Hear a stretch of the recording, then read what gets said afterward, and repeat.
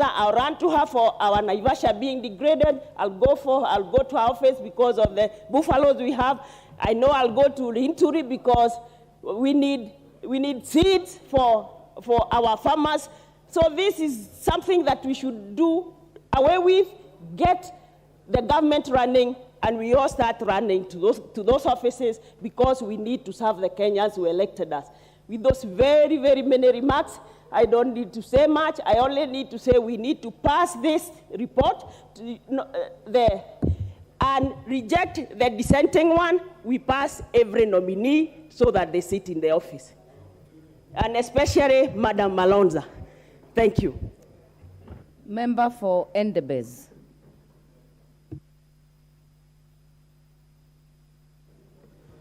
Thank you, Honorable Speaker, for allowing me to contribute to the report by the Committee on Appointments.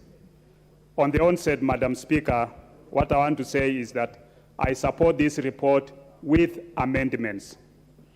The amendment is on rejection of Penina Malonza, where I'll be bringing an amendment to delete that rejection and approve the appointment of Madam Penina Malonza.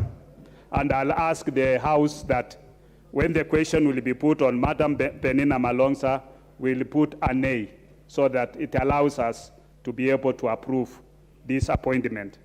Reading at the observations of the committee, Madam Speaker, the reasons why I think that the committee erred on this report is that when you read the report, this nominee is the former deputy governor for Kitui County, having served since 2013 until 2017. Former partner training and support director for Compassion International, Kenya, office during the period 2012 to 2013, and also served as a program supervisor of Compassion International during the period 2010 to 2012. Senior program facilitator during the period 2009 to 2010, and program facilitator during the period 2006 to 2009 for Compassion International. The nominee also served as a project director for Changamwe Baptist Church between 2002 to 2006. She holds a master's in project management, in project planning and management, which she got in 2008. She has a higher diploma in psychological counseling management, which she got in 2007, and a Bachelor of Arts in anthropology from the University of Nairobi in 1998. Madam Speaker, when you look at this CV and you look at the recommendation of the committee, where the committee in number 7 observation says that the nominee did not demonstrate knowledge of topical, administrative, and technical issues touching on the Ministry of Tourism, Wildlife, and Heritage. Consequently, the nominee lacks requisite abilities and experience to serve as the Cabinet Secretary for Tourism, Wildlife, and Heritage. It actually contradicts, that observation contradicts what the committee has written up there about the nominee. And therefore, to me, this nominee had a lapse maybe during that time when she appeared before this committee. We've seen, even in the last administration, CAS in tourism was a former Inspector General of Police, Poinet, and she appeared in Parliament here before to collect views on members, where they come from, where we have wildlife. Endebess constituency, we have Mount Elgon National Park, and we contributed views to the committee of Poinet. Poinet, having been an Inspector General, he was not an expert in tourism, but listening to him appearing before our committee, he had grasp of the ideas. Also, having been an examiner in the past, we've seen students coming before examiners And when they appear before the examiners, at times they get blackout because of the fear of the unknown. And as a good examiner, you can tell this student, have a seat, give him even a cup of tea or a glass of water, allow the student to rest. Then after that, you examine, and you'll find that this student is able to pass. So for me, I think she was not given adequate time. The committee, I watched that interview on 19th at 2:30 p.m. And I think the committee continued bumping questions to her. To me, as a doctor, the committee should have even given her time to rest and give her time to assess. Somebody who has an anthropology degree, somebody who has a master's degree, somebody who has been a senior position of management, surely you end up with an observation that she does not demonstrate knowledge of topical, administrative, and technical. Even you, if any of you had to appear before me for questioning on medical issues, all of you would not have knowledge of topical, administrative, and technical issues. So for me, I think this lady deserves to be given a second time. On the dissenting report by the minority party, on Honorable Aisha Jumwa, I was just reading 411, and it says the family has actually withdrawn the case of murder against Honorable Aisha Jumwa this afternoon. And I think the DPP is in the process of having that case to be withdrawn. So the allegations that we are making here against Honorable Aisha Jumwa, I think they are overtaken by offense. And having been also a member in this house, she was cleared by all the agencies to contest, even as a governor for Kilifi County. If she was given to be a position to contest for Kilifi County, if she had succeeded, because she almost succeeded as a governor for Kilifi, if she had succeeded as a governor, she would be serving as a governor for Kilifi County. So I don't see it in merit, the argument that she is not fit to be a cabinet secretary. Similarly to Honorable Mithika Linduri. Mithika Linduri was contesting as a governor for Meru. If Mithika Linduri had succeeded as a governor for Meru to be chosen by the people of Meru, he would be a governor now. So we must give them let the due process of law take its effect. When you refer to the case of the former administration, in which a list was read in this house on March 2015, many of those cabinet secretaries were victims of circumstance, because up to today, none of them has been taken to a court of law and proved to be guilty of any offense that they were read in this house. I think at times we should not use the law to demonize. We should not use our positions to cark other people or to destroy other people's careers. This house should not be used to destroy anybody's career, and more so, Penina Malonza. I urge this house that when I bring the amendment on Penina Malonza, we support. And you know why we cannot bring it now is that in Article 56.2, you cannot negate, in the opinion of the Speaker, a motion that is been put. So we need to be able to reject that amendment, that motion by the committee, and be able to bring an approval for Penina Malonza. With those few remarks, I support with amendment. Member for Kathiani, Honorable Robert Mbui. Thank you, Madam Speaker, for this opportunity. Madam Speaker, I think when I listen to a lot of members making contribution on this motion, maybe what we need to ask ourselves is, why is it the Kenyan National Assembly, as per the Constitution 2010, has been given an opportunity to vet all nominees by the President of the Republic of Kenya? I mean, listening to some of the arguments, Madam Speaker, it would probably, there are people who have the opinion that the president should probably just appoint and people go to office. Or people send CVs and they are looked at in an office and people are sent to office. The vetting process is supposed to give this house where we serve an opportunity to be able to go through the credentials and the abilities of these members so that we can make an opinion. So, Madam Speaker, I want to say that we cannot say we are wrong or we are right. We are expressing an opinion, which is what the Constitution envisages. And this house must also reach that point where we can stamp our authority. Because we have been in this house, this is the third time. But it is unfortunate that this house, many times we are actually used as a conveyor belt.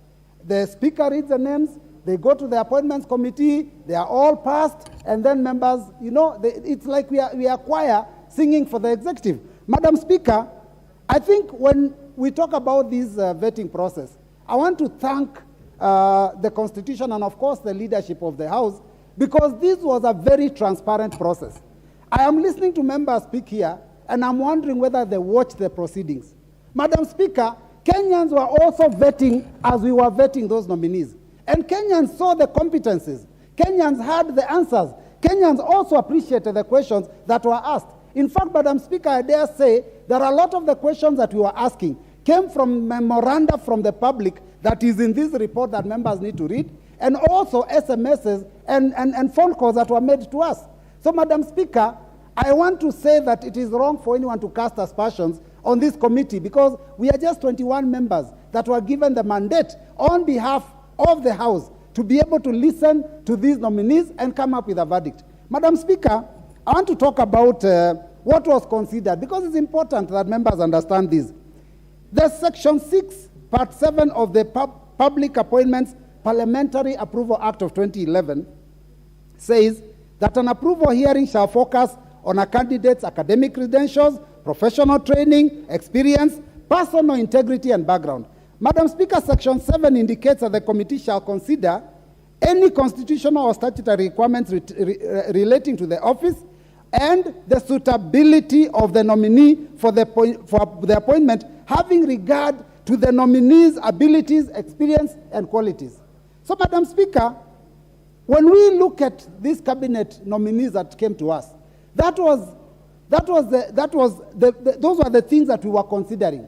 And I want to go through the observations that I personally made because as a member of the committee, other than the agreeing to the committee's report, I also have my personal observations. First, Madam Speaker, I noted that this cabinet is made up of extremely... Honorable Kagombe, what is out of order?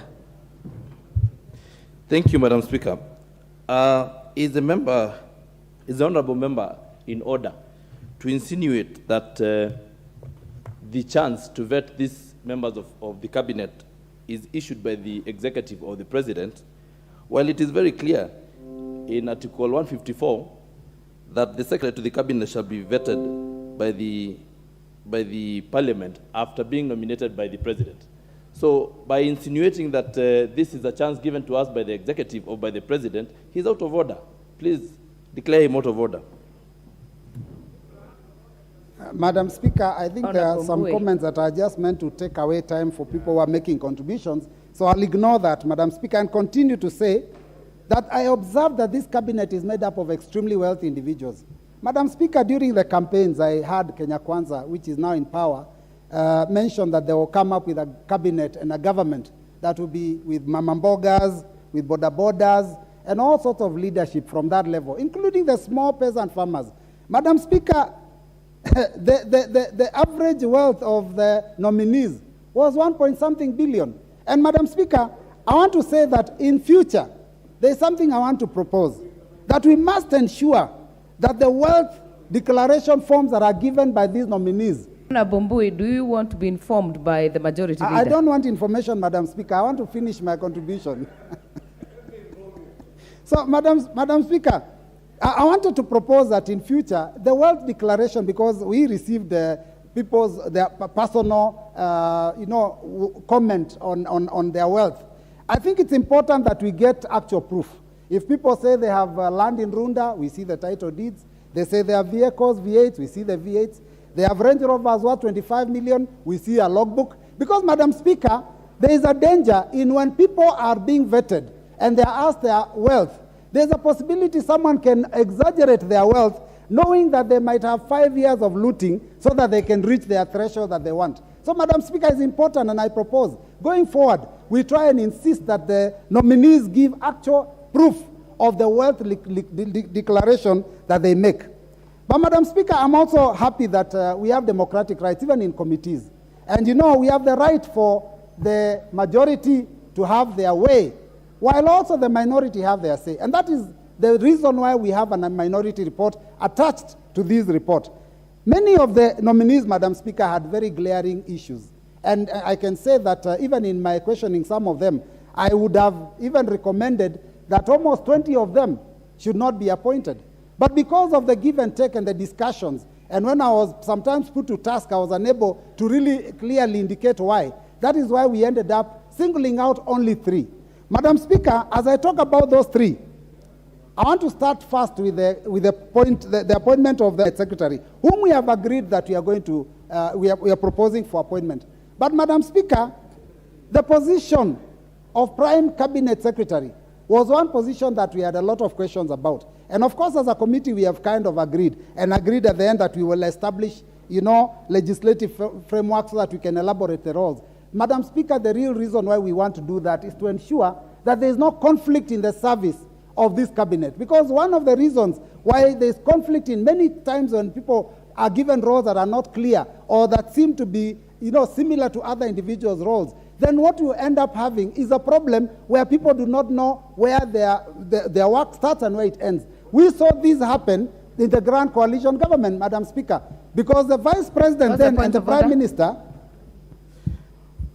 Thank you, Honorable Speaker. Honorable Speaker, I think it's completely out of order for the Honorable Mbui, and I think I also had the Honorable Junet, or the Leader of Minority, insinuate that there is a clash between the responsibilities and functions of the office of the Prime Cabinet Secretary and that of the Deputy President. Well, the Honorable Mbui is well aware that His Excellency the President, in his Executive Order number 1, designated clear functions and roles of the office of the Cabinet Secretary, Prime Cabinet Secretary, and those of the office of the Deputy President. Indeed, unlike in the handshake government that the Honorable Mbui was very excited to be affiliated to, because he was not even part of the handshake. He was just affiliated and hanging around there with his party leader, Honorable Speaker. There were no clear definitions of what even the Deputy President would do. That is how the Deputy President in the former regime ended up being a candidate of the opposition party. And your candidate in Azimio ended up being Uhuru Kenyatta's project. Honorable Mbui is completely out of order to be misleading the country. What you are doing is misleading the country, Honorable Speaker, that there is no clear distinction on the functions. And you know, through that executive order, that distinction was cleared, and Honorable Mbui, you should not mislead the country. Madam Speaker, you must give me an extra like 10 minutes, which he has just wasted here, giving a lot of hot air, Madam Speaker, because I really don't think that what you are standing on is a point of order. He was trying to inform me, and I think, well, let me say I stand guy. The certificate of good conduct from the DCI, Madam Speaker, came out indicating that all the nominees were clean except her. And they clearly indicated, the certificate of good conduct indicated that she has 2 cases. One was a murder case that is yet to be determined. The other one was conspiracy to commit corruption, which is also undetermined. Madam Speaker, surely, when do we start as a nation, as a country, as a continent, to take political responsibility and step aside when we are named for and charged with major offenses?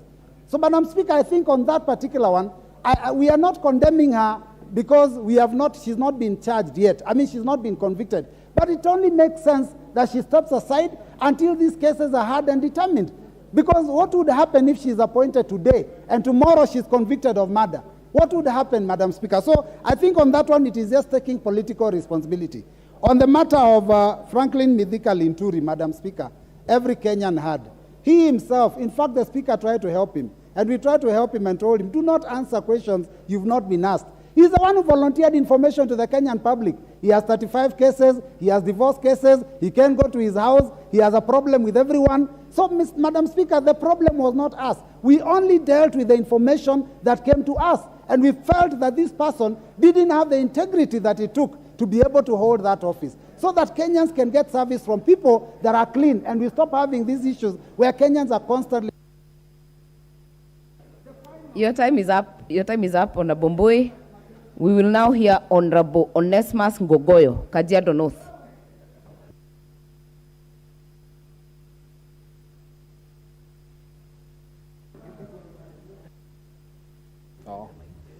Okay, thank you, Madam Speaker. I rise to support the motion on the floor. And like a member had mentioned, I will support the motion with an amendment. Madam Speaker, looking at the Public Parliamentary Approval Act, the committee went ahead to conduct the vetting of the proposed CS nominees, and they were able to do so in a record time, and I think we need to congratulate the committee for a job well done. But Madam Speaker, you realize that the Public Parliamentary Approval Act does not carry a marking scheme. It intends to look at the suitability of a member, and Madam Speaker, an hour and a half would not determine the suitability of a member, but going through what the committee has looked at its observation, you could read a lot from majority of the people who have been recommended by their past exposures, their CVs, and even what the committee has gone ahead to say that this was what they were able to come up or to see during the vetting. Madam Speaker, I wish to first of all say that for the members that have been approved, I agree with the committee. But I wish to disagree on the issue of rejecting Penina Malonza as a CS. One, because the nominee, according to the report of the committee, has honors and awards that she has received. One, she has received from the Compassion International as the best team performer, and she was given an award. She was also awarded by His Excellency the President then in 2015 with the Order of the Grand Warrior. And Madam Speaker, it is not possible for her to have been a deputy governor, earn such awards, and still be the person to be rejected and assume that there is nothing in her that she can offer. Madam Speaker, I have served in different entities, Madam Speaker, and I have seen people who are approved by different assemblies. And one of the things that you'll realize is that the people exposure helps them perform in any one office. And one of the things that you can tell by this individual is that she has people skills. In everywhere she has worked, at least they have defined her as a people's person. She has been one of the best team leaders and awarded internationally by what they call GLLUP, or whatever it is, but it's the Compassion International. And Madam Speaker, you realize also when the committee did its report, they said everything that she feel, her questionnaire, everything, and even how she answered the question, apart from a few issues that they raised, they said she was okay. Madam Speaker, there is no graduate who does not have a skills in management. And tourism could be one of the offices she's been recommended to, but remember, it's about management in every office. You have experts under you, people who you foresee, you manage, does not perform. Members will also have an opportunity to take on her, because this cabinet, different from many others, will be appearing before this House. On other candidates, Madam Speaker, I wish to single out the issue of one Aisha Jumwa. A number of members have mentioned about Aisha Jumwa. And Madam Speaker, I don't know why everyone has, the few people who are opposing have an issue with politicians, because Aisha Jumwa was a politician, Mithika Linturi was a politician, and even Penina Malonza. It is not possible for you to single out all politicians. We are also politicians. Assuming we were once nominated to these positions, you would wish to be supported by your colleagues, because it is not possible to say that only professionals have the ability to take on people in offices. Therefore, Madam Speaker, with those very few remarks, I wish to support with amendments and say that Penina Malonza, God willing, will become a CS, because we will approve her with amendments. Thank you, Madam Speaker. The member for Mwingi West, Charles Ngusia, CNN.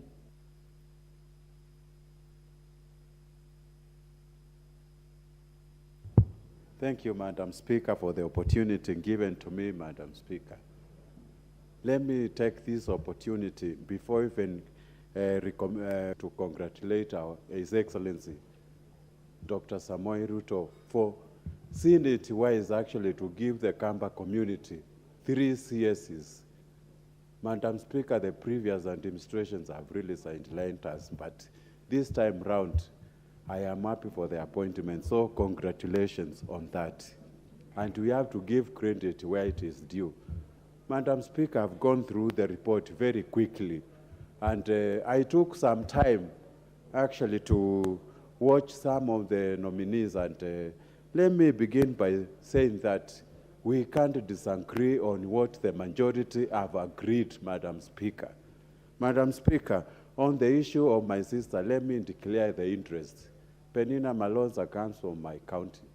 And when she was deputy governor, she really performed. Compassion International right now, it is doing so much in our county. And she was awarded as the best performer in that NGO. And she has exhibited many good characteristics of leadership. When you take a work experience, tick. When you look at academic credentials, tick. When you look at leadership skills, when she was deputy governor, tick. On what basis are we disagreeing she can begin? And we are tired of waiting for this. The vetting has taken too long. Kenyans need to start working. And we can't work if the executive arm is not fully constituted. So, Madam Speaker, I don't have much to say. I am defending the appointment of Penina Malonza as the CS of Tourism. I know she's going to perform because she has performed before, and no doubt this will be the best CS in our country. With those few remarks, I support. The member for Mandera East, Hussein Weitan.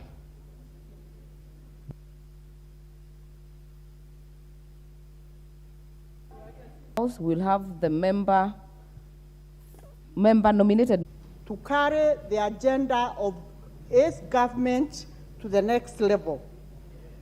Allow me to thank the committee, the appointment committee, which sat for many, many hours, the nominees, and gave their recommendation. Madam Speaker, I want to say the men and women who sat in that committee are astute lawmakers, and I'm sure they did put in cognizance every aspect of what they were supposed to look for to come up with these names. Madam Speaker, I want to say these are people who have served in this country in various capacities, and there is no reason for whatsoever reason for anyone to insinuate that some of them are not fit to serve in the cabinet. Examples have been given that nominee Aisha Juma was vetted and allowed to vie for the governorship, and she did not make it. And I'm sure she was allowed to run for that position because she qualified too. Nominee Medeka Rentore, Franklin Medeka Rentore, is a person who has served this country in various capacities and has proved that he is capable of serving at whatever capacity. Therefore, Madam Speaker, I want to passionately implore upon the registrators in this House, let us not have divided mind when it comes to passing these nominees as they are. Madam Speaker, turning to Penina Malonza, who was vetted for the position and the recommendation given that she has not performed very well. Madam Speaker, it's good to know that there are people who suffer from a condition called sociophobia, and normally when they go before people, especially a panel, they normally don't perform so well. And that does not mean that they are not capable. Madam Speaker, I want to join the rest of the members who are supporting this motion and saying I support with an amendment that Penina be part of the nominees who we are passing in this House. I want to implore upon every member, please let us not have dissenting voices when it comes to passing the nominees who His Excellency the President, in his own wisdom, found it fit to nominate them. I submit. We will now have the member for Molo, Kuria Kimani.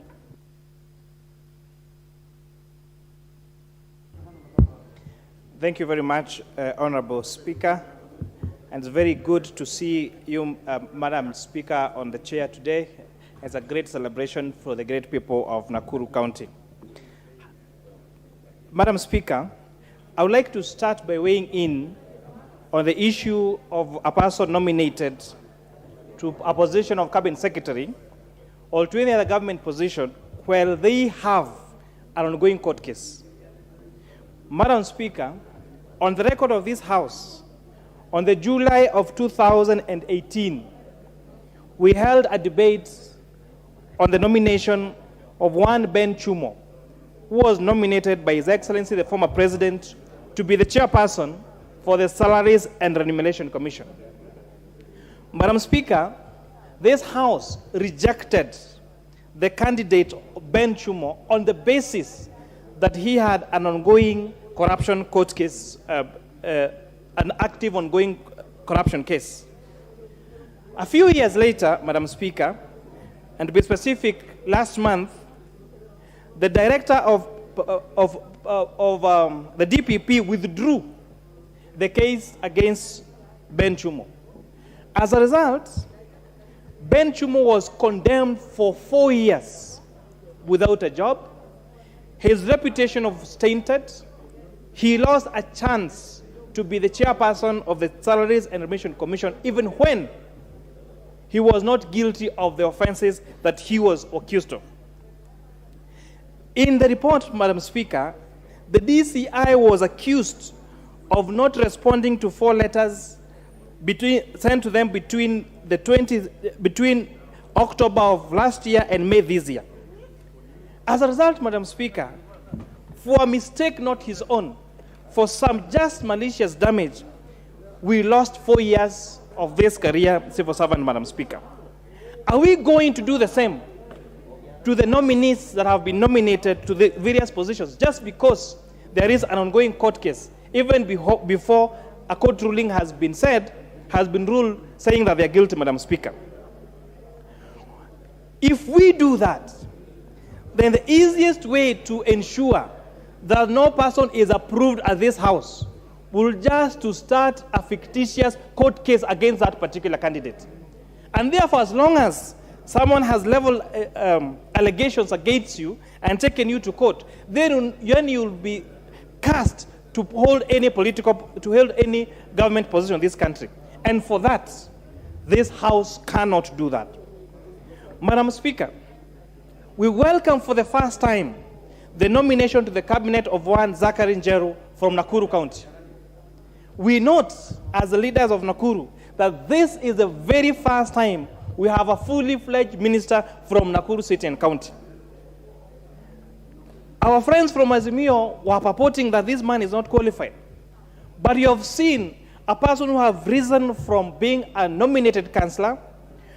Even before he became councillor, we have seen somebody born in Bodeni, one of the slums in Nakuru town, who went to a district day school, Nakuru Secondary School, went all the way to university, became a councillor, became even a sub-county administrator. And this is a person that understands the real issues of housing in this country, especially because of where he is born.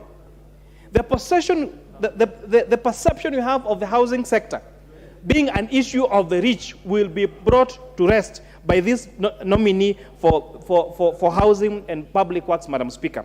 Because this is someone who understands what it means to be brought up in the slum. This is a person who understands when the president says that we are going to have, like that project he was launching today in Kibera, of people paying only 2,500 shillings a month as mortgage and them ending up owning that house, Madam Speaker. I listened to our people here, especially condemn the one Penina Malonza, the Honorable Penina Malonza, and saying that she's not qualified for this position just because, in their view, she did not perform in a particular way at the interview. But on the contrary, Madam Speaker, we have had people speaking very fluent English, speaking big vocabularies.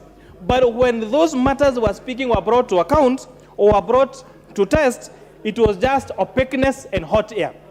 So, Madam Speaker, therefore, we cannot simply condemn Penina Malomba because she did not perform particularly well at that particular interview.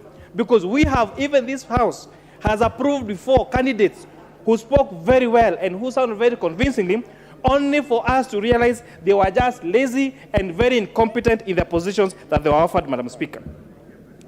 I very much love the skill set of this cabinet, Madam Speaker, especially the involvement of politicians as cabinet secretaries. And I would like this matter to rest and for once and for all. There is a general attitude in this country that once you become a politician, you become stupid. That once you become a politician, you do not think. That once you become a politician, you become incompetent. Madam Speaker, we still have very competent lawyers. I am still a practicing certified public accountant, even when at the ICC or the recent Supreme Court case for the presidential petition, and we forgot that he was a politician. We saw in him a brilliant lawyer. What happens when these people are nominated to the executive? Madam Speaker, the candidate of Aisha Jumwa and Mithika Linturi that our Azimio brothers and sisters are saying are not qualified, they vied to be governors in this country. What would have happened had they won the seats of governors? Are we saying that we do not need competent people as governors who are the fathers of our devolution, who really spearhead even more functions that the national government does? And therefore, Madam Speaker, I beg my honorable colleagues in opposition, do not just oppose for the sake of opposing. Look where there is reason, and where there is reason, let us oppose reason and forget our political differences. Madam Speaker, I watched the story of Aisha Jumwa, and I really want us to appreciate this. For the very first time, I had a politician admit that she got a D- in her KCSE. Otherwise, every Mheshimiwa is an A student and every Mheshimiwa is a graduate out here. But we had somebody admit for sure that was her grade and be proud of it. And many Kenyans, when they saw her being interviewed alongside the professors, they felt proud that this is a government that gives opportunities to different people based on their capabilities. Who are involved in marrying her off at an early age, or the father of her babies then, are still going on with her life. And yet, she is here many years later, being forced to account to what happened to so many years ago when it was not a fault of her own, Madam Speaker. I would really urge this House to unanimously, first of all, reject that dissenting view of those members, because they're just trying to play politics even when there is no smallest window of playing politics. And because, Madam Speaker, the President has indicated and given a commitment that he is not going to shield cabinet secretaries from the oversight of Parliament, to the point of suggesting the amendment of a standing orders to allow our cabinet secretaries to come here and stay in account. If you really want to play your oversight and opposition role, wait for these people to be sworn in, wait for them to start working, and question in this floor of this House what they'll be able to do for this country, Madam Speaker. And with that, I am very happy with the skill set of these people, and I pray and beseech my honorable colleagues to pass all these nominees so that this government can start to work, and so that you can start holding the Kenya Kwanza government accountable for the campaign promises we made for these people of the great Republic of Kenya. I thank you, Madam Speaker. Member for Ugenya.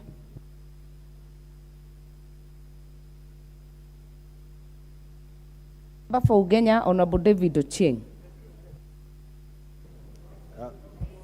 Thank you so much, Madam Speaker. Madam Speaker, I stand here to support the motion, and like other members, with the impending amendment by the Honorable Pukose. Madam Speaker, things happen in this country that people take for granted. There's some time back, a president would just appoint a cabinet, his ministers, and no one would question how they are appointed. But Madam Speaker, in the last week, Kenyans were riveted on their TVs to see for themselves who the president had nominated to become a secretary, Madam Speaker. Madam Speaker, I want to thank the committee.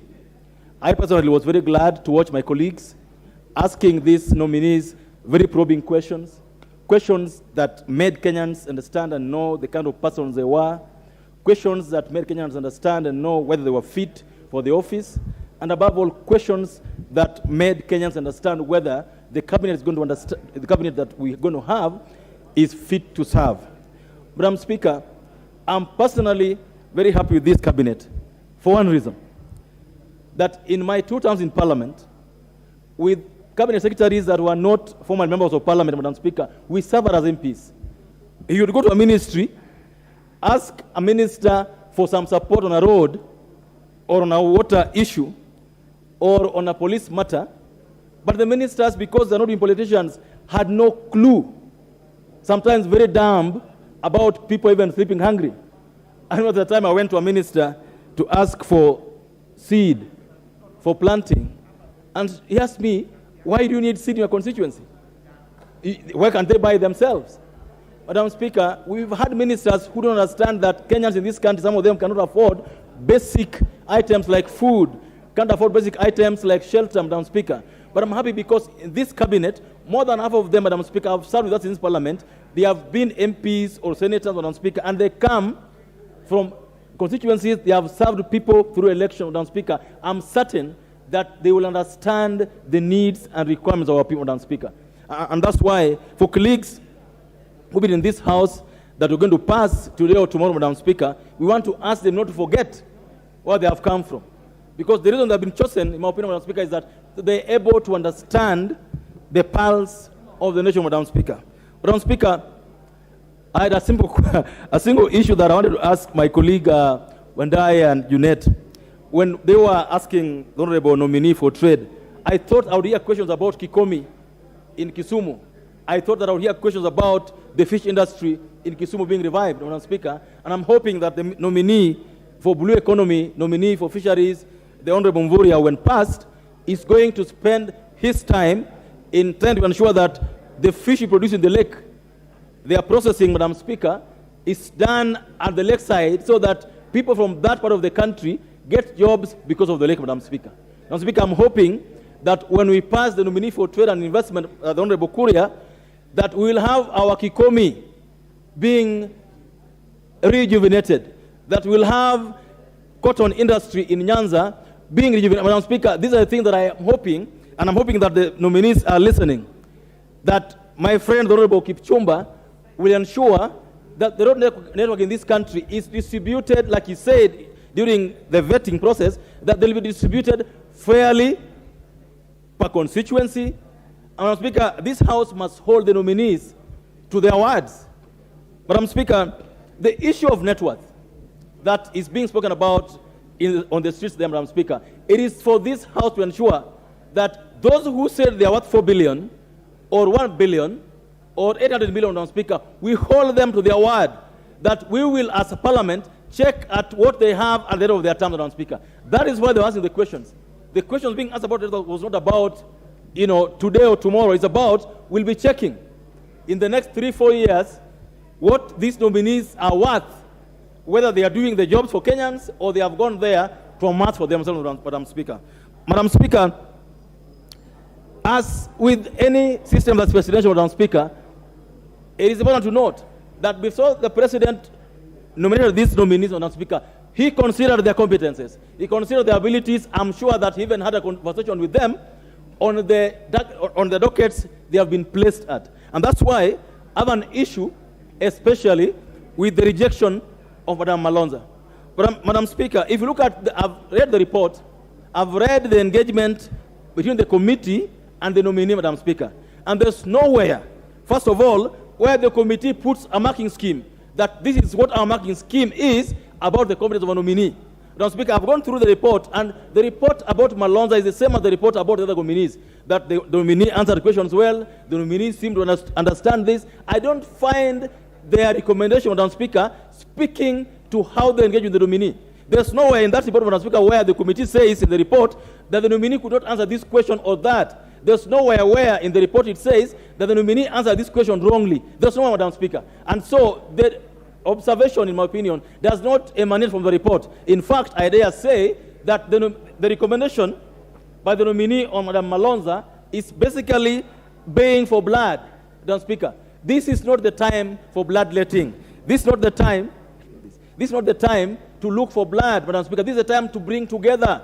This is the time to unite. This is the time to ensure that our country moves forward, Madam Speaker, and we cannot move forward, Madam Speaker, if you're going to fight, look for wars where there are no wars, Madam Speaker. Madam Speaker, in this country, I must say this, that in this country, in 2013, our current president and the former president were ICC indictees.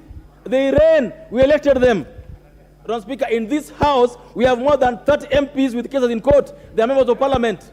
That's the truth, Madam Speaker. And so you cannot tell me that because Mithika Linturi has a case in court or Madam Aisha Juma has a case in court, then that is, Madam Speaker, I also dare say with a heavy heart that one of us has been convicted, but he ran, was elected, Madam Speaker, because the Court of Appeal allowed him, because we have put in the law, Madam Speaker, that you are guilty till you are innocent till proven guilty, Madam Speaker. And even after being proven guilty, Madam Speaker, we have said in the Constitution that you must have exhausted all the avenues for appeal. The Honorable Aisha Jumwa, the Honorable Mithika Linturi have not even been tried by any court of law, Madam Speaker. You cannot verify the veracity of the charges, Madam Speaker, and so you cannot hold them on different levels of integrity, Madam Speaker, like we hold others, Madam Speaker, and so any recommendation based on either guilt or perceived guilt, Madam Speaker, of Madam Aisha Jumwa or Linturi, Mithika Honorable, Madam Speaker, for me are misguided. Madam Speaker, as I end, I want to request this House that in my now 10, 11 years in Parliament, what I've seen distinguishing a cabinet secretary is how they understand the members' needs, how they understand the country's needs, not what papers they have, Madam Speaker. In the past, if you look at the first cabinet, Madam Speaker, the first cabinet of this country in 1963, Madam Speaker, few of them had degrees. Few of them had even worked anywhere, Madam Speaker, but they did so well. And so it would be remiss for this assembly to keep harping on papers. This has papers, this has no papers, Madam Speaker, without the ability, Madam Speaker. We know that some people have served this country so well because of the passion they had for the job. Madam Speaker, the Honorable Michuki, may the Lord rest his soul in peace, did so well as a minister for transport, and I don't think he learned anything, he was an engineer or anything, but he did so well in that ministry, Madam Speaker, that the whole country was saying, bring him back. And so what we as assembly must do is to ensure that after we pass these nominees, we put them to task. Madam Speaker, I'm so happy that we have a president who is so sober, so ready to work, that these ministers, I'm sure in the next 1 or 2 years, they will be gasping for air. Let's put them to task. Let them work for the country, Madam Speaker. The country is waiting with bated breath, Madam Speaker. We cannot wait any longer. Let's pass these guys. Let them get to work. Thank you, Madam Speaker. Member for Kitui Central, Dr. Makali Mulu. Yeah, thank you, Madam Speaker. Honorable Speaker, I really want to thank you most sincerely for this opportunity. I want to start by really appreciating the Appointment Committee, Honorable Speaker, for the work they have done. It's not easy. This is the third time I'm witnessing appointment of CSCs in this country as a member of Parliament, and I know it's not an easy job. So the committee did a lot of work. I took time to watch the interviews, Honorable Speaker, and I must say that I agree with the majority leader when he says that even as they were vetting, Kenyans were also sending messages. Others were calling, trying to suggest what kind of questions should be asked, Honorable Speaker. Honorable Speaker, the questions were in a way, structured in a way that you get academic qualifications, it should do with net worth, it should do with whether you have a case in court. whether dual citizen or not. And Honorable Speaker, to me, one of the most interesting questions was the net worth of individuals who are appearing before the committee.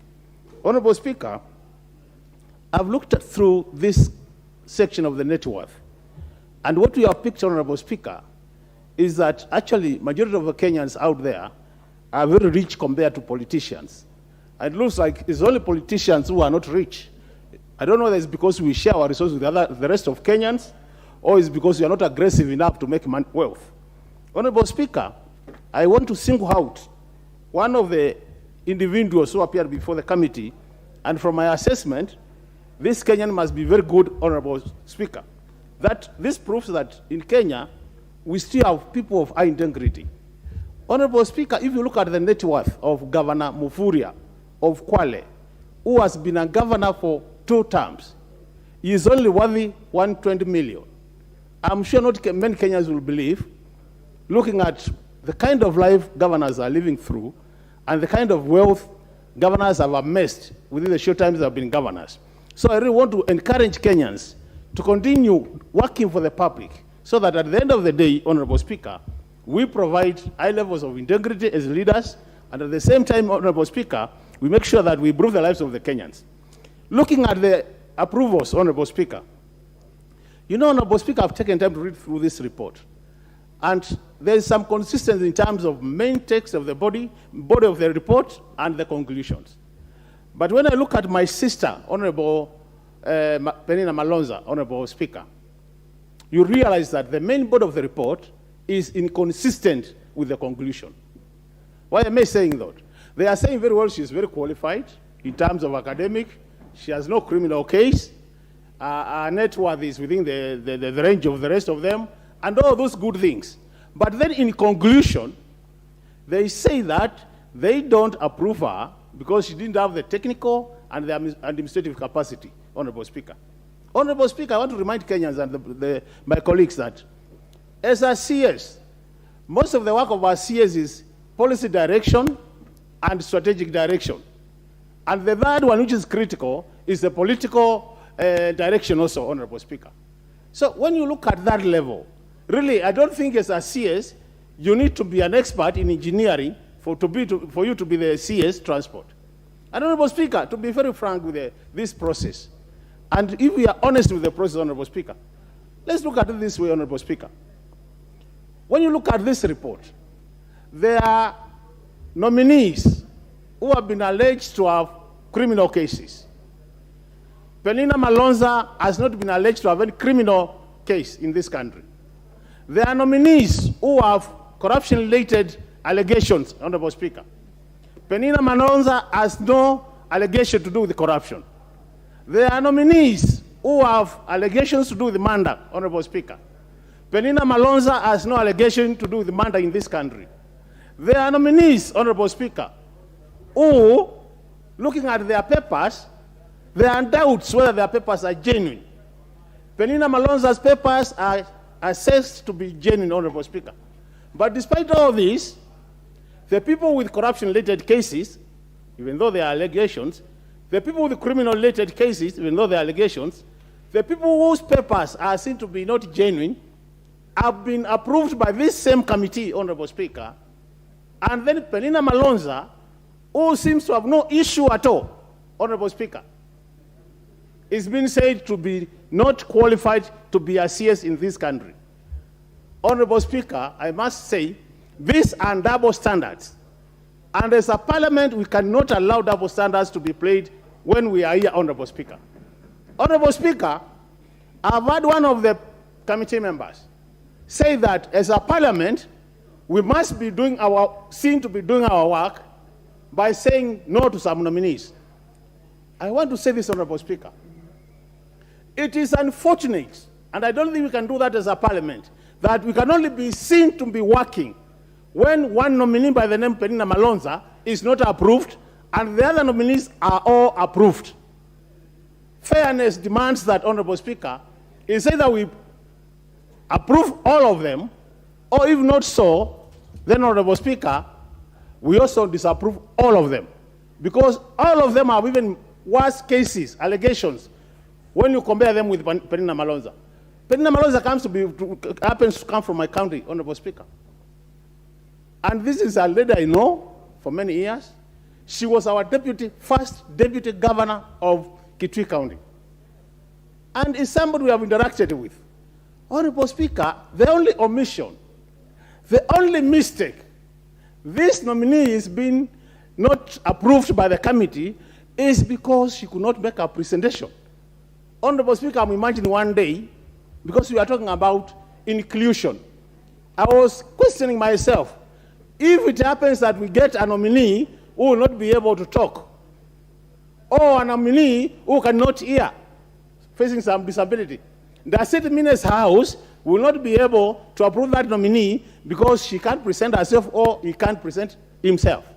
So, Honorable Speaker, for me, I think, really, we can't accept these double standards. And that's why I was somehow also not very happy the way the motion was being moved, because it's like my friend, Majority Leader Honorable Kimani Chungwa, was moving the motion, but at the same time, trying to move it in an amended form, which he was not telling the House that I'm moving in an amended form.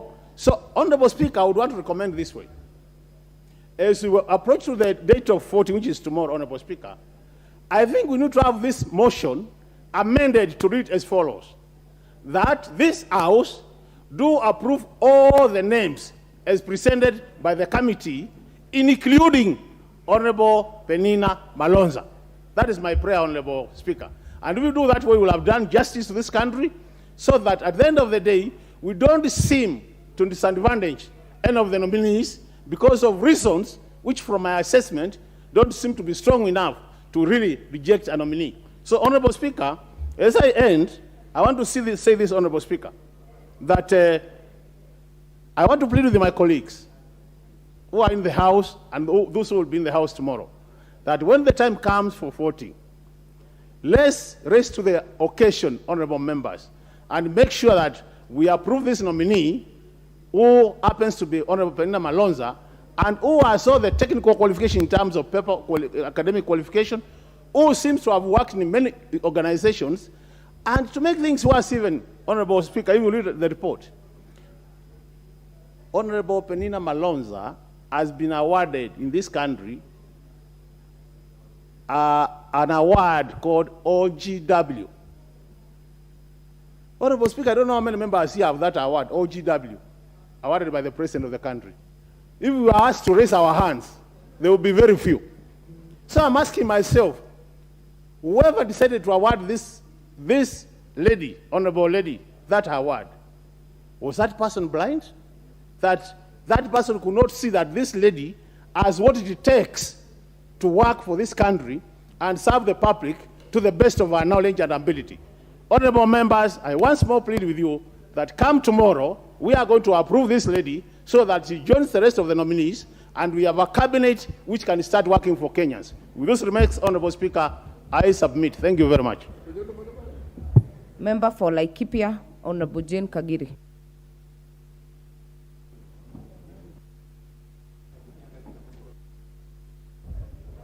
Thank you, Madam Speaker, for giving me this opportunity to contribute to this special motion. Madam Speaker, allow me to start by congratulating the appointment committee for a great job that they did and a noble job to the country and to this honorable House. Madam Speaker, I'll also congratulate all the 24 nominees, because it's not a small feat that they were nominated in the midst of more than 57 million Kenyans. Madam Speaker, I support the report from the committee, but with an exception on the rejection of the approval of Honorable Penina Malonza. Madam Speaker, I look at Honorable Penina Malonza as an honorable lady who has grown through the process for her to get where she is today. Madam Speaker, let's remember, Honorable Penina Malonza is the first Cabinet Secretary nominee from Kitui South constituency. Madam Speaker, I have listened to those who have spoken before me as they narrated on her presentation and her articulation of the questions that she was asked. Madam Speaker, being a first from that constituency, we need to give her the credit that she has already achieved that feat. She had no predecessor to teach her or guide her on how to go through the process. Madam Speaker, I also continue to read a lot about Madam Penina Malonza, and I learned that she has been a deputy governor for 5 years, which of course was also achieved through hard work. Madam Speaker, it's also good to mention that having lost the position of Deputy Governor in the year 2017, Honorable Penina Malonza again vied for the position of Woman Representative in Kitui County. This, Madam Speaker, can only confirm that this is a determined soul we are talking about and a lady who is going to work for this country. Madam Speaker, away from politics, I looked at Penina Malonza's career progression. This is a lady who has grown from being a facilitator to a supervisor, to a senior supervisor, and eventually a director. Madam Speaker, thereon she goes to become a deputy governor, and when we look at her career progression, this is a lady who is destined for greatness. From deputy governor, I pray and I believe she'll now go into being a cabinet secretary. Madam Speaker, we look at a lady who holds a bachelor's degree and a master's degree, but she has gone ahead and applied to continue studying another master's degree. Madam Speaker, that talks of a willing learner and a lady who is even going to learn in her new position as the Cabinet Secretary for Tourism, Wildlife and Heritage. Madam Speaker, once in a while we are asked who your classmates were. It is good to confirm that Honorable Penina Malonza received her Order of Grand Warrior Award on the same day that I received mine. So I know she has done an honorable job to this country and she rightfully deserved the award. Madam Speaker, I also read of many acts of charity that Honorable Penina Malonza has done to her community.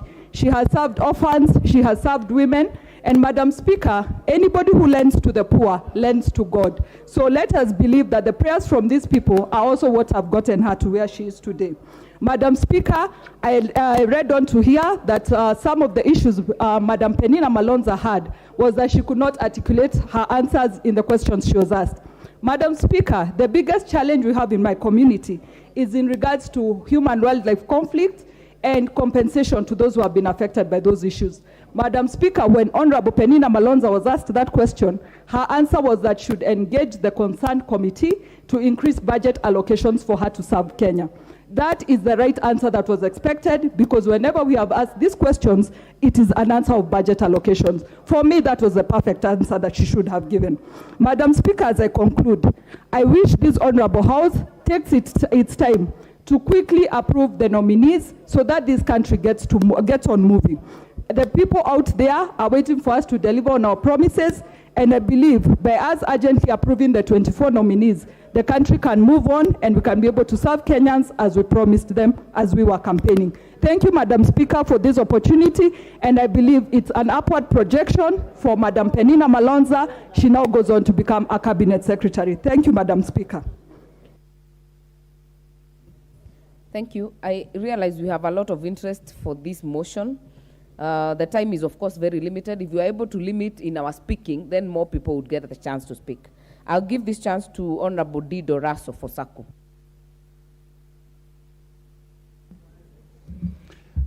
Thank you very much, Madam Speaker.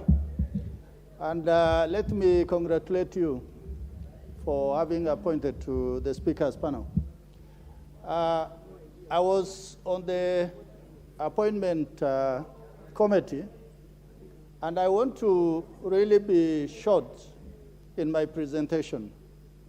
First of all, the committee was well guided by the Speaker of the National Assembly. And I think he used his wisdom throughout our deliberation and throughout the vetting process for us to reach, as a committee, without any division, a conclusion that we were largely satisfied, although we were not happy 100%. Madam Speaker, the committee was guided by two documents: the Parliamentary Appointment Approval Act and also the Constitution. Those were the two cardinal documents that the committee was able to use and stick to it.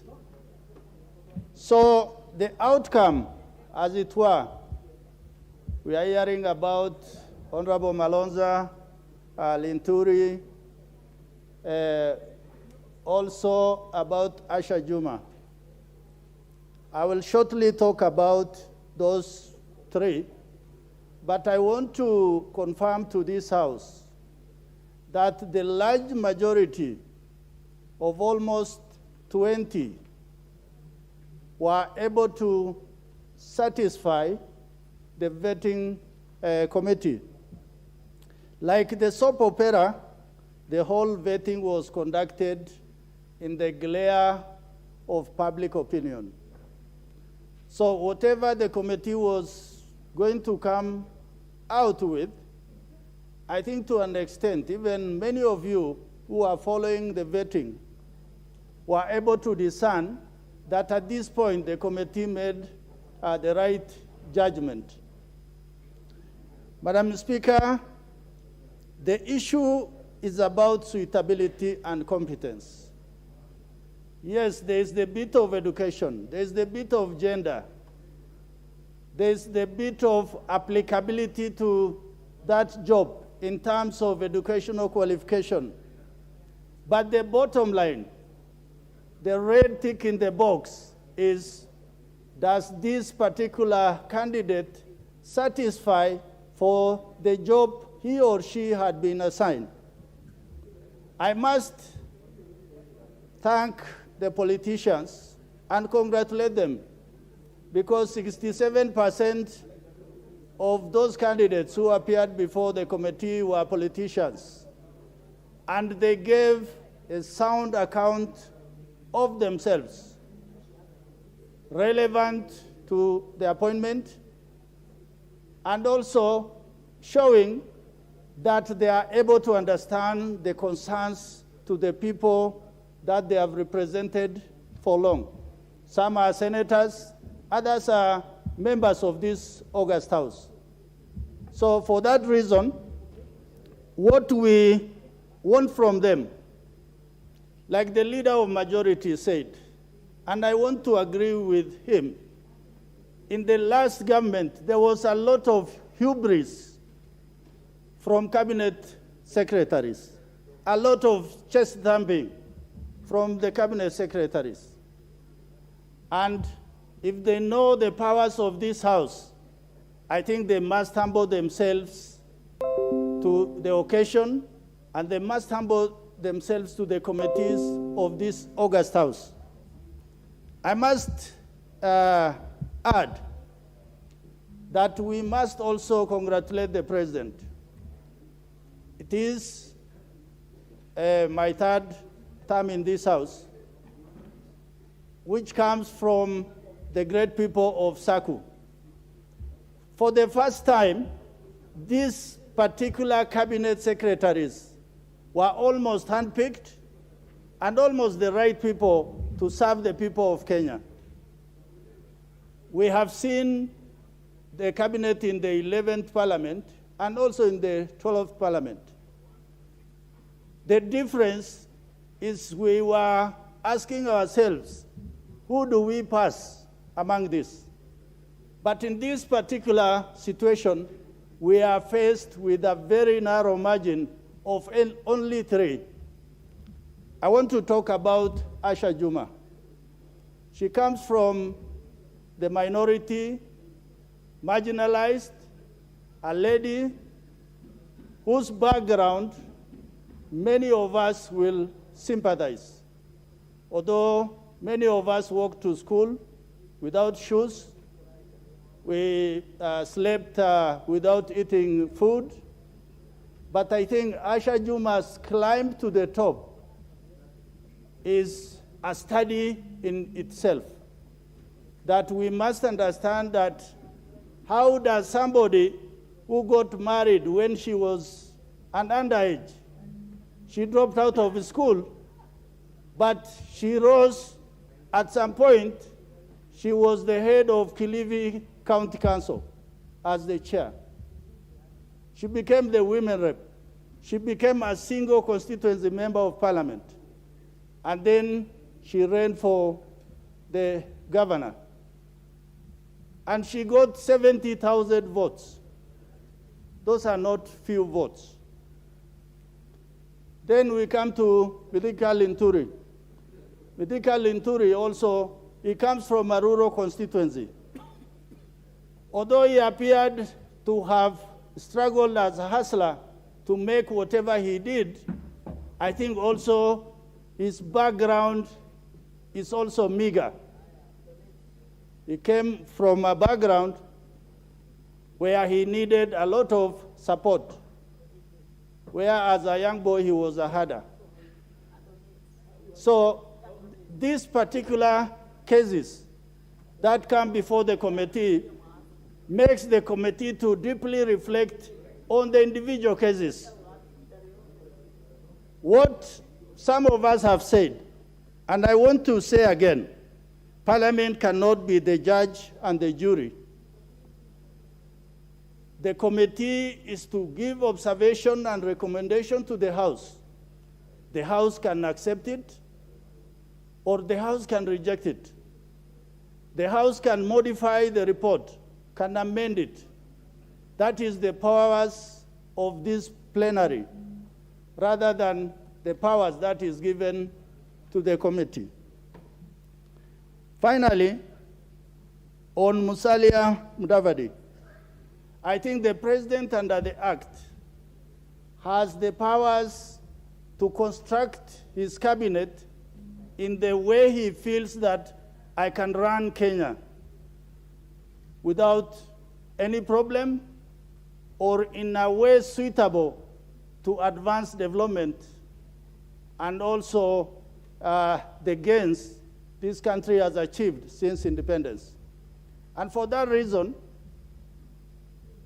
the order number 1 that had come out a few weeks back indicated clearly what is the role of the chief cabinet minister, so that there is no altercation with the job description of the deputy president.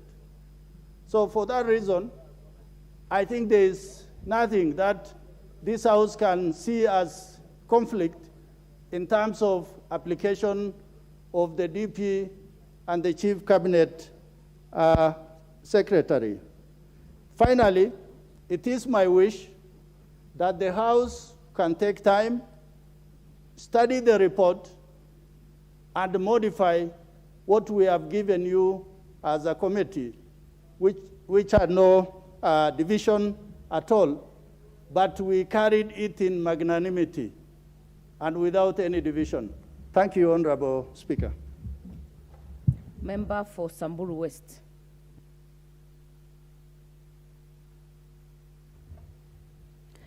Thank you, Madam Speaker, and thank you for giving me this opportunity. And since I have not spoken when you're on that chair, congratulations.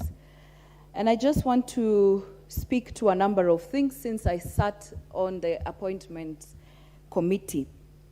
Madam Speaker, I would like just to say a few things and to probably correct some of the aspersions that have been cast upon the committee. Under the chairmanship of Honorable Speaker, which he did a fantastic job to actually chair that committee, you wouldn't have known who is in the majority, who is in the minority.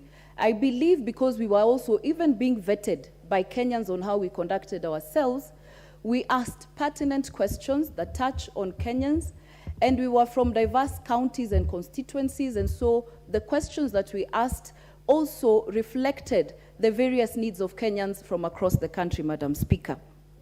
It is then unfortunate for members to come and say that we were just playing politics, we were biased, or that even as minority, we are settling scores in this House.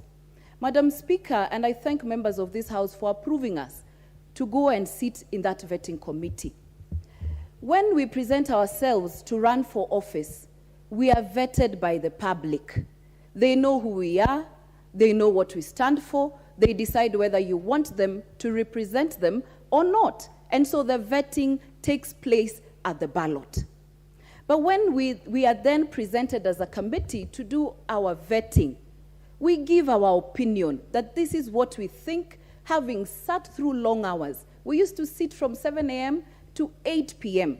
and you listen to each candidate. We look at the requirements, both the statutory requirements of whether you have the documentation and the things that are needed, and also whether you fit the office. And that is why we ask the questions. Otherwise, we would just then ask you whether you have the EACC document, you have the good conduct, actually degree is not even needed to be approved to be a cabinet secretary. But then we went ahead to ask the questions and to really question your suitability, Madam Speaker. And so I just want to ask the members as they debate that once we presented and we tabled this report, that was our opinion.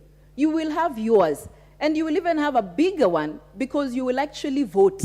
And so it will be brought, it has been tabled, you will read it, you have read it. You can have a contrary opinion without casting any aspersions to the committee members. And also to my colleagues in the majority side. When now we had a unanimous decision.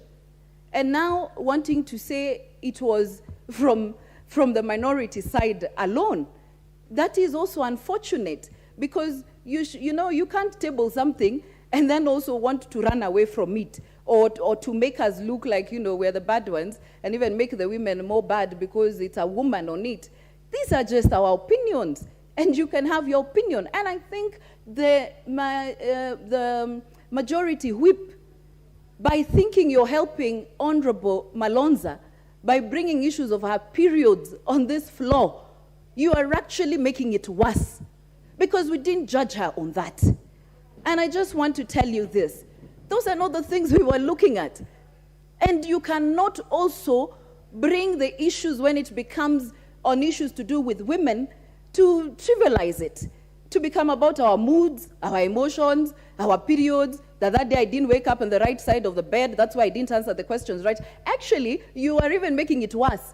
That maybe what we said in the committee, you're actually propagating it. And so when you discuss issues women, don't trivialize it. Don't go to that level. And that is just something that I wanted to say. Madam Speaker, thereof, I would like to present to this House that just apart from talking about the three nominees, you will have your opportunity to debate and even to cast your vote on what the committee thought about. But I just want to say quickly that one of the observations I also noted in the composition of the nominees is that there was no youth, there was no one who's under 35, and I believe that there are Kenyans, young people in this country, who can actually sit in the cabinet. We also have people living with disability who are, which is actually in our constitution, that when we constitute, different boards, positions, cabinet, I do hope that His Excellency the President will then consider people living with disability with the subsequent nominations in PSs, and other positions in boards, and even the young people of this country. And since he didn't meet his promise when he signed the charter of 50-50 in gender, I hope then he can do it also in the subsequent nominations. But so that as I finalize, there are various issues, because it was not just about who has been approved, and it's also wrong to say that we just rejected as the minority some because they were politicians. We also approved some politicians. So, you can say what suits you, whether you're supporting or opposing. We also approved politicians as a committee. I want to say this, that there are a number of issues that are on this report and that we extensively asked questions about, and you could tell that there are things that Kenyans, because we were also receiving questions from Kenyans, and you can see the things that Kenyans are consistently concerned about. And one of them is the cost of living, and so that once the nominees are passed, and especially those in this House and sworn in, especially those that their docket touches on the economy, those that their dockets touch on food security in this country. We are facing a severe drought like no other. Probably, I'm told that resembles one of the 80s. We are facing drought in this country, cost of living, the issues of youth in this country. We also have issues of corruption. Kenyans are really watching these nominees. Why we were asking what you're worth. We will be checking also as this parliament to see in the next 5 years what you have been able to get and how you've gotten it. And also issues of following the rule of law, not only when it suits you, but as something, and also the respect of the Constitution. And so as I conclude, for the nominees that will be passed in this House, the other reason why we were vetting you is that we will hold you to account to the things that you said to us, because you didn't just say it to that committee. We were sitting there on behalf of also all these members. So you were actually speaking to this parliament. You were also speaking to Kenyans, and you were speaking also to the international community, because this was really followed. Because when you're a CS, as one of my colleagues has said, you're not the PS. Yes, we agree, you're not the technocrat, but at least you should have a general knowledge and policy of that docket. At least shape, what are you telling us? What is your policy on this matter? And so, to the nominees who will be passed in this House, we will be holding you to account. We will be asking you to account to what you promised Kenyans during that vetting. Don't take it that it was just like a process. It's a process that we were just doing in this House. We have taken note of the promises that you've promised us that you will do. If you're approved by this House and you're sworn in, we will go back and ask you questions as a House, and even as we sit in our committees, to see to it that you live to it, and just so that you may never forget, it is an honor to serve this country in that position. Out of more than 50 million Kenyans, this House, if it approves you, just know that you shoulder a huge responsibility to serve this country diligently, and even to serve the president and the Kenya Kwanza, because they're the ones who have nominated, to make sure that they live to their expectations and to the promises that you made to Kenyans. If you said the Hustlers Fund is going to be without interest, please make sure it won't have interest. If you said you will bring the cost of unga down by 100 days, don't tell us you'll now do it after a year. Thank you very much. County member for Marsabit.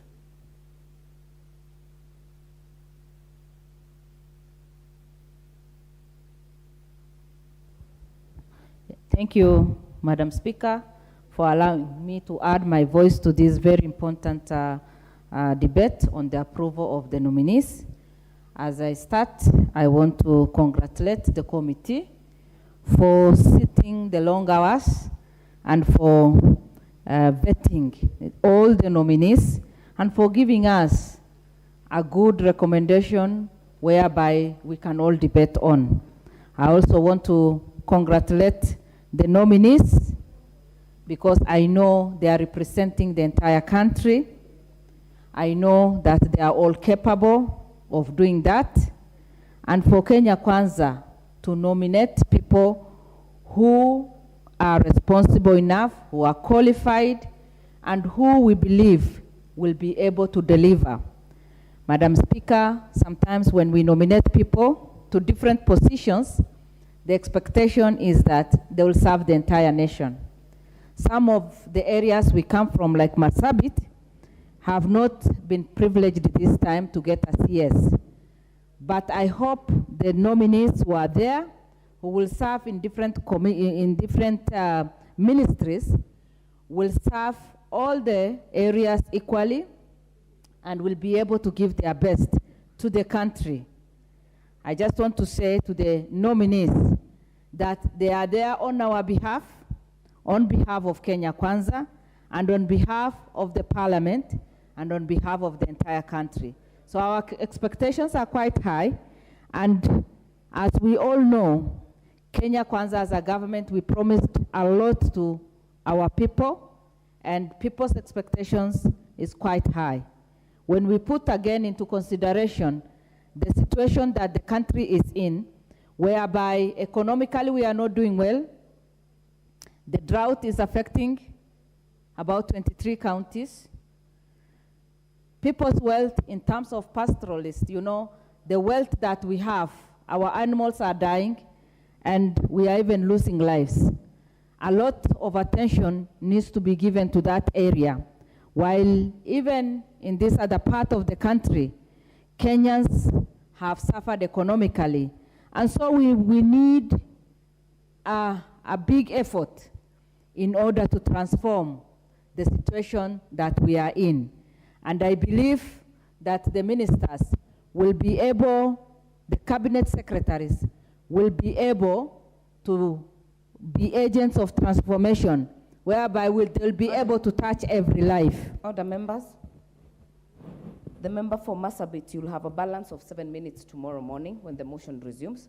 Order, members.